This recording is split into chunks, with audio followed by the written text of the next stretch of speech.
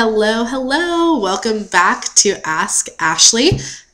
So I have to do a little disclaimer from, I don't know if that's the right word, but whatever, from last week's episode. So basically when I had mentioned that after 5 years you should probably do something new and exciting and entertaining, I mentioned ice skating as something new and fun and entertaining, and as my best friend pointed out, ice skating is not really something new and fun and entertaining. So if it's been 5 years, please do something cooler than ice skating.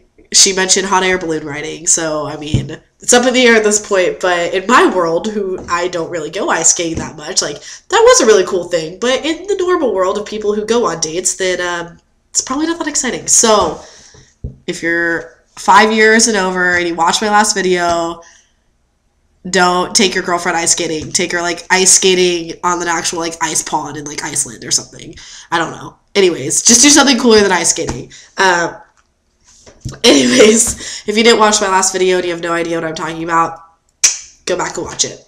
Valentine's Day in the Hizow. So, I can't believe I just said Hizow, but I don't feel like making this video again, so I'm not going to edit it out. You guys are all just going to have to live with it. So, let's get into our new Ask Ashley of the week. So, Dear Ashley, my best friend and her longtime BF broke up recently. Instead of turning to Ben and Jerry for support, she's turned to Ben, Jerry, and basically the entire basketball team.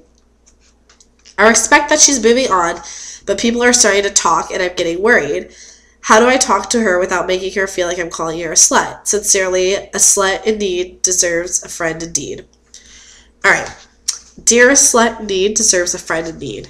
Breakups are hard, and basically people take it one of two ways. I mean, not really, they could take it like any way, but it's basically either extreme or not extreme. Some people are like extreme, sitting in their house all the time and like won't talk to anyone, and other people are extreme, go out and, you know, have fun with every guy that they know or maybe don't even know and just met. But the important thing is that you want to make sure your friend is not doing anything that she's really, really going to regret. So, I mean, I'm not all for it, but like, I mean, if you want to have like your one night stands and you have your crazy nights to get over whatever you want to do, that's fine, but she needs to make sure that she's not getting this reputation for herself or for you that you don't want, because it only in a group of friends or like in a club, like a sorority or a club on campus or a sports team or something, it takes one person to ruin the reputation of your entire organization.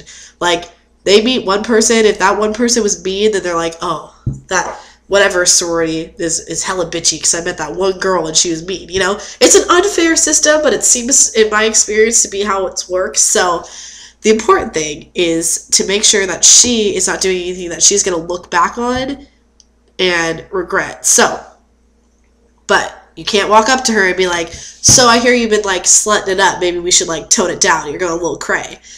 No, because that will, one, insult her.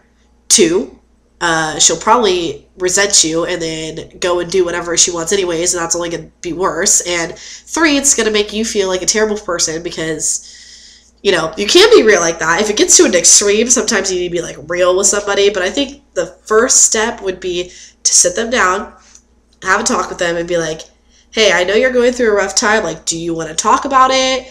You know, if they don't want to talk about it, they're resisting it, and you're still worried, just tell them straight up what people are saying. Hey, so-and-so is saying this about you. Like, I don't care what people think about you, but I just want to make sure that you care about the way you're looking to other people. Because, you know, there's an extreme. You cannot care about what people think, you know, live the whole lifestyle, which is good. I believe in that when it comes to things like gay marriage. If you want to be gay, don't care what anyone has to say.